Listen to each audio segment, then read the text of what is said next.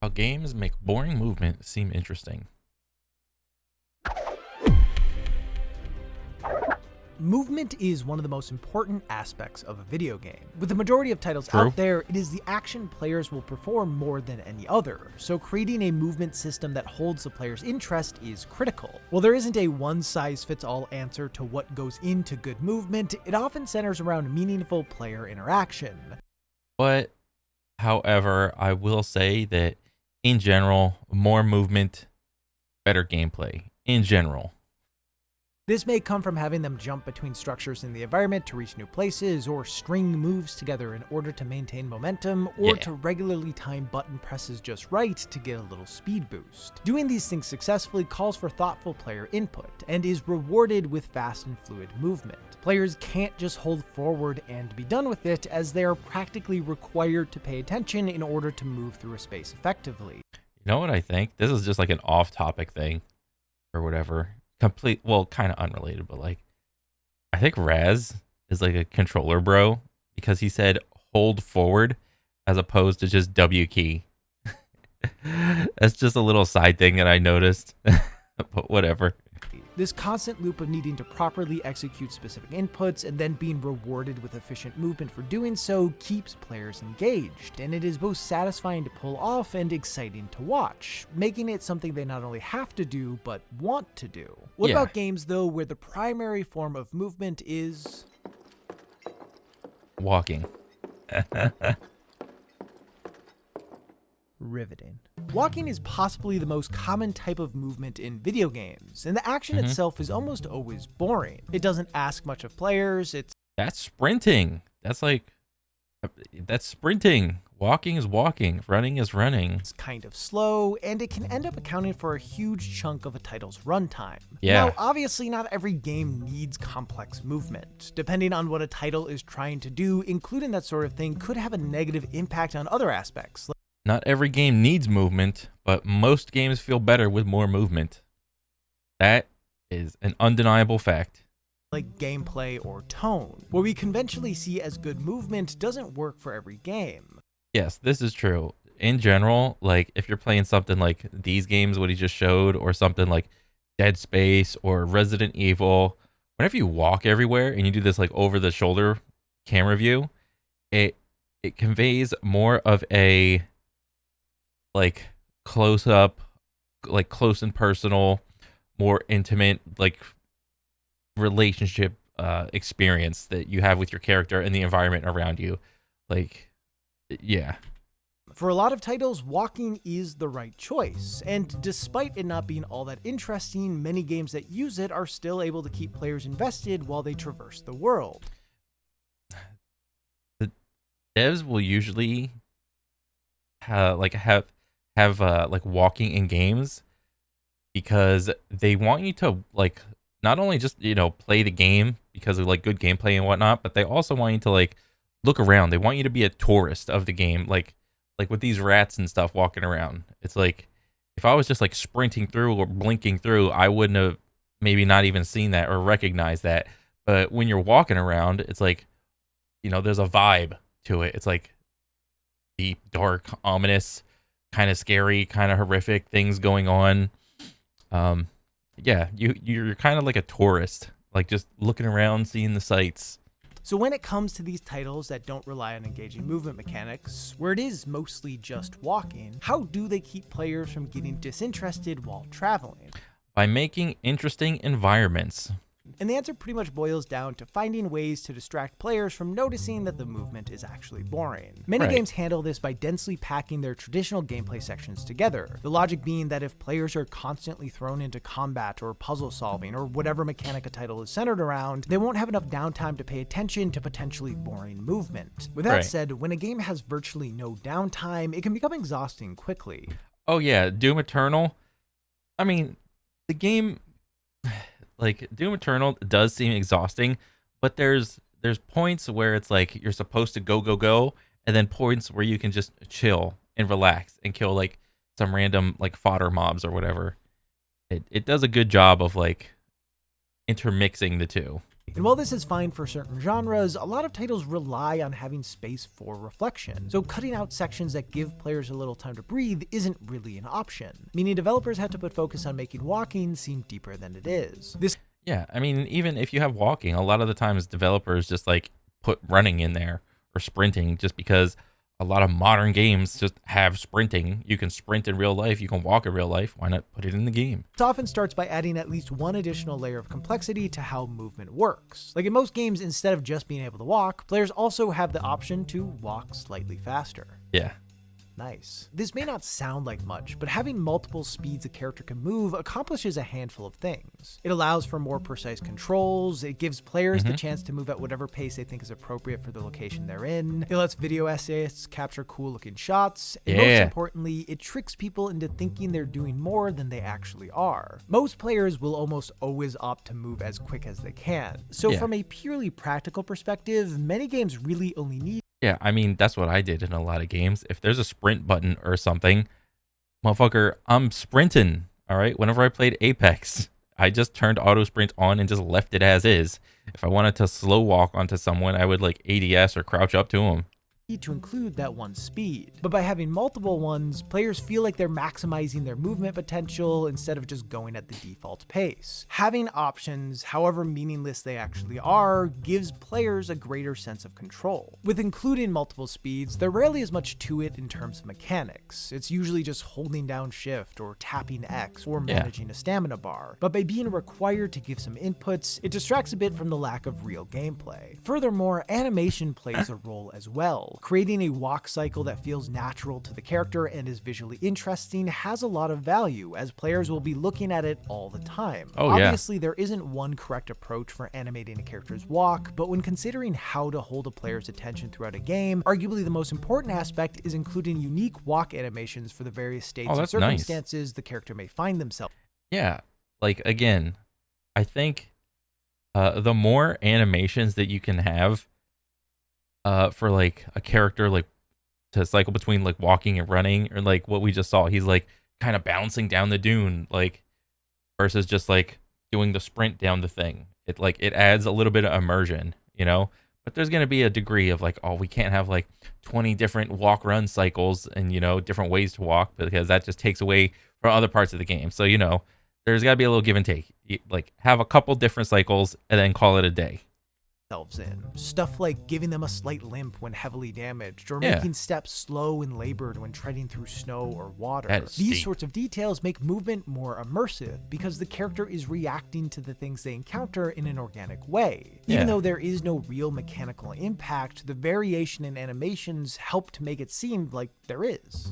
It's for immersion. Along with all of this, a lot of titles also end up including movement options that aren't technically walking or running, but operate similarly. For instance, mechanically, activities like riding a horse in The Witcher 3 or canoeing in God of War 2018 aren't that different from walking. They cover ground faster and turn slower, but it's still mostly just pressing forward. However, it does break up the tedium that comes from staring at a character's back for hours as they jog along, as the movement looks. What's wrong with Kratos' back? You got a wide, thick back. Right? You hating on Kratos' back? Huh? It's different. This causes it to feel different as well, despite it pretty much being the same. Now, these sorts of things, while helpful, aren't enough to fully distract players from noticing that walking long distances is kind of boring. So more needs to be done to augment how they perceive movement. And one of the most effective ways of doing this is through the use of tension. I think tension is really good.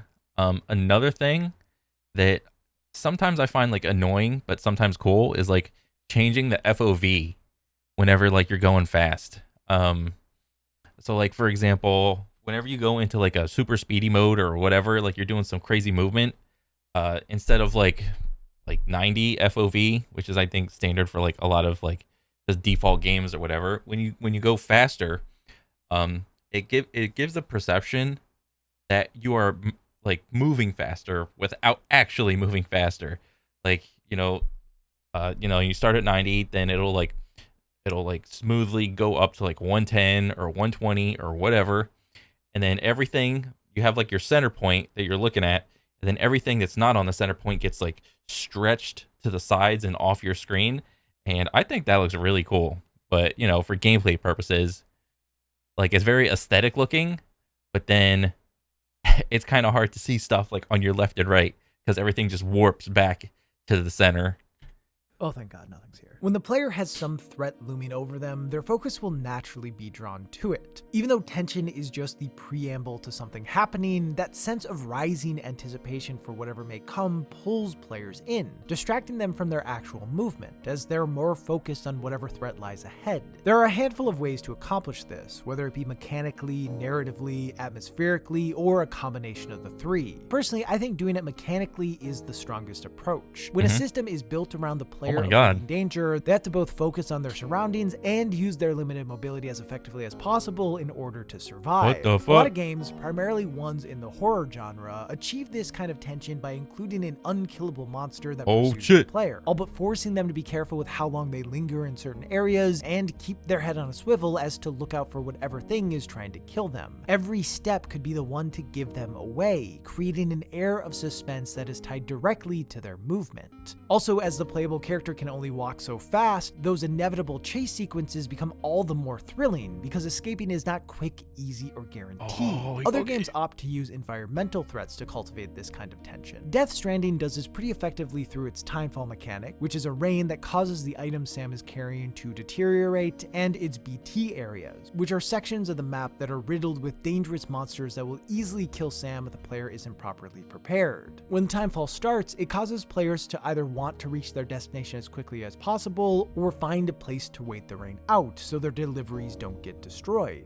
Every wasted moment might lead to failure, so players are pushed to take action. And this is where the BT areas often come into play, as many of them are conveniently placed along the most direct routes to various destinations. So players have to choose between taking the safer but longer route and risk the timefall ruining their packages, or cutting through the BT areas and chance getting attacked by an inky monster that could potentially kill them. The combination of these threats makes something as seemingly simple as choosing a path to walk become a crucial choice, keeping the player preoccupied while traveling across the map. Tension as a mechanic takes plenty of other forms, whether it be the threat of random encounters in an RPG, or the ever-shrinking circle in a battle royale game that the player needs to stay within, or a timer that brings about some consequence when it expires. Whatever the approach, what matters most is that it keeps players invested in what is going on so that they can't just hold forward and zone out. It gets them to use the movement they have, however limited it may be, in interesting and efficient ways. With that said, mechanical-based tension can get overwhelming if it happens non-stop, so it's important to find the right balance for how often it is used as to not exhaust players. While it's not as powerful of a technique, a game's narrative can also establish a similar sense of tension. When the stakes are raised in some way and the players put in a situation that feels urgent, moving from one place to the next gains a new sense of importance. Whether it be to save an ally or to reach a town before it's destroyed, as long as the player is invested in the world and story, these kinds of threats will pull them in. The time spent rushing to wherever they need to go will be filled with uncertainty of what may come next, and every slow step acts as a reminder that they may not get there in time. In general, it is most effective when this kind of tension comes from specific moments instead of some overarching threat, as it's harder to maintain tension long term. The downside to this kind of approach is that the urgency rarely actually matters. It rarely matters because the game is initially programmed to have a set story, and seldom are decisions you make as a player ever that impactful. Because even if a game says it'll be like create your own story type deal, it's like most of the time it's just like you go this way or you go that way. You know, maybe 2 or 3 decisions will determine like an end game thing. So like the amount of tension that you can get off of that is only going to be so much. As most games have set stories, players can dick around pretty much whenever they want, and it changes nothing. The goal of sections like these is to make players believe that what's happening matters. So when that illusion is shattered, so is a lot of the tension. For many players, this won't be much of an issue, but for those who struggle to suspend their disbelief, it can cause problems. A similar thing can be said for you. The whole suspension of disbelief, I think that's more of an issue for like older gamers too. Like the more I play games, the more I'm just like, whatever. An atmosphere to create tension. Sometimes just being in a place that feels menacing is enough to trigger that fight or flight instinct. and plenty of games use that to their advantage. There are a fair amount of titles that create play areas with all the trappings of dangerous and suspicious places, but without any actual threat. The walking sim genre is kind of famous for using this method. They often center around exploring abandoned houses, towns, ruins, or even space stations. Then there is almost always a sense that these places are haunted by something, or that the player is not alone. One of the earliest and best examples of this is Gone Home. For a good portion of the game, it feels like at any point a ghost could be right around the corner. The house is old and creaky. Rain constantly buffets the walls and is occasionally accompanied by thunder. It's spooky, and it makes walking through the house a bit terrifying. On my first playthrough, I rushed to every light switch I saw and dreaded any time I had to walk into a dark corridor. I played it in the same way I play horror games, slowly peeking around corners and stopping to listen to my surroundings. This made the moment-to-moment movement more exciting, even though I was never in any danger.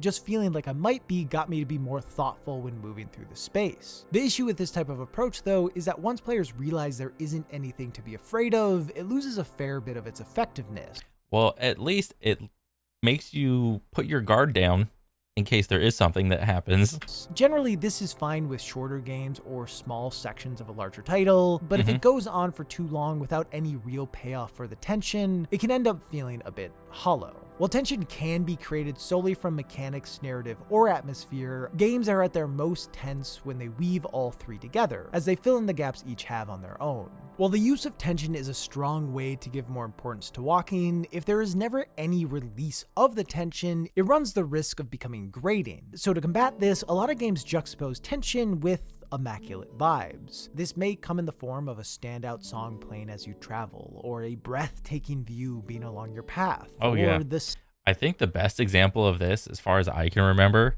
was Assassin's Creed Black Flag. When you're in a ship and you're just like sailing the seas or whatever, like your crew will just start singing songs, like shanties or whatever, and like the camera pulled back and it was like a painting essentially, because the water looked good, the ship looked good, and there was like a little, foreground, background stuff going on the horizon. And I'm just like almost any point when you're on your ship and your crew's like singing shanties, it's like a painting. I was like, I think that was the first time in a game where I was like, this is relaxing. Sunset hitting just right.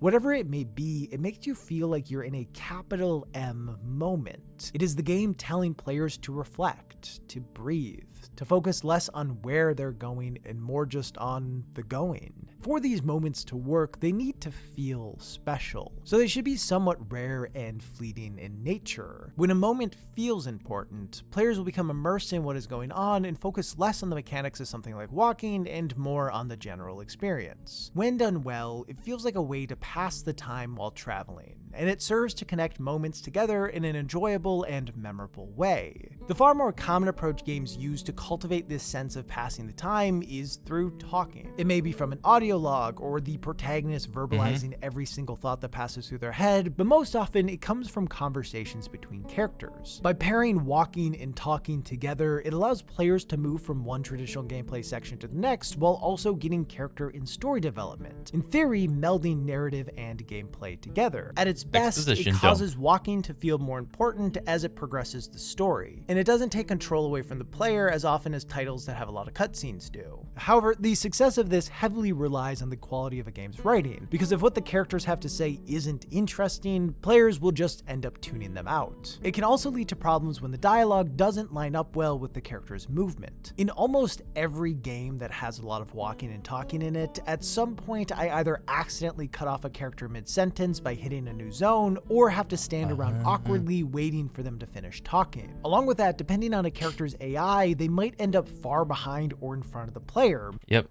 the ever-famous escort quest, making it almost impossible to hear what they're saying. Obviously, with most titles, these issues are infrequent, but when they do happen, they pull players out of the moment, turning something that was meant to make the time pass faster into another thing to wait around on. In general, though, I think using dialogue during walking sections is an effective way to hold the player's attention, but it can easily be overused, and when walking sections seem to exist solely to deliver dialogue, it sometimes begs the question if a cutscene would have been better instead. It is also worth noting that just because a game has walking as the main form of movement, it doesn't mean that it can't be mechanically complex. Looking at Death Stranding again, players have to pay close attention to Sam's balance, constantly making adjustments with the trigger buttons so he doesn't eat shit. Along with these adjustments, it also leads to constant decision making in terms of where to walk, as different parts of the terrain pose various threats. If players aren't focused while traversing the world, they will be horribly ineffective. Now, the thing about this system and most others that bring mechanical depth to walking is that they are focused on giving consequences for failure instead of bonuses for success. Like, at the end of the day, the reward for having Sam maintain his balance is that he doesn't stop walking. So while it does keep the player engaged, it doesn't bring the same kind of joy that web slinging efficiently around New York does. It is meant to act as a potential disruption to movement, which works great for Death Stranding as its gameplay is designed around that idea, but understandably, it's an approach that most games with a lot of walking in them avoid, as it runs the risk of becoming irritating and immersion breaking.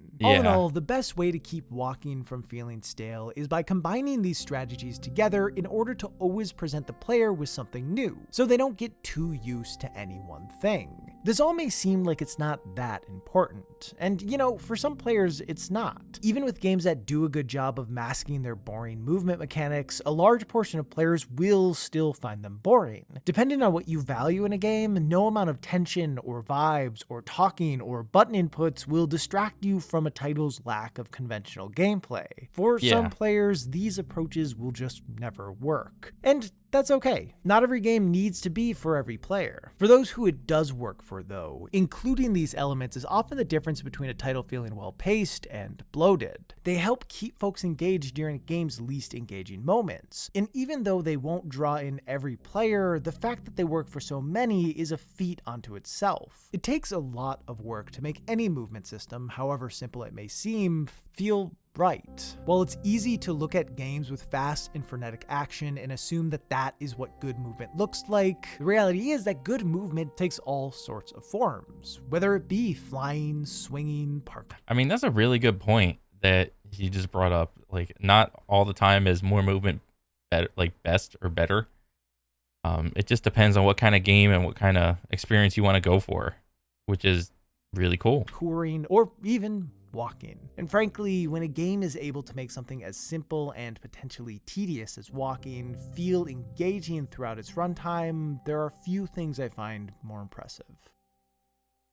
And speaking of impressive, let's talk about this video's sponsor, Displate. I like to collect stuff from various games and shows I enjoy, and Displate has quickly become one of my favorite ways to do that. They print high-quality metallic posters of pretty much anything you can imagine. There are so many incredible designs to choose from, whether they be from licensed properties or original art by premium artists. The selection is astounding. And as they're made of metal, they don't tear or crinkle in the way that average posters do, which is a problem I've run into with literally every paper poster I've ever bought. On top of that, they're also incredibly easy to hang. You just put up the provided protective leaf to keep your wall from being damaged, attach the magnet to it, and then you're good to go. The best part about this system is that it is super easy to switch out posters, so anytime you want to change your wall art, it takes like 10 seconds. If you click the link in the description, you can get an awesome discount on any Displates you order. All in all, Displate is a great and simple way to collect and display stuff you love. So whether you're someone who currently has boring a lot of the Displate stuff is just really cool looking to add to your collection, you should check them out. Thanks to Displate for sponsoring this video. With that, I hope you're well. Thanks to all my patrons who make this channel possible, and a special shout out to William Glenn 8. Nice video. That is crazy. Literally just changed my mind about walking and movement. It just depends on what the goal of the game is. Is going to depend on what kind of movement is going to, you know, dictate it or whatever. Yeah, that's really cool. I like it. Yeah, that was a great video. I can't wait to see more from Raz or whatever. And yeah, that's pretty much it. All right, take it easy, guys. Later.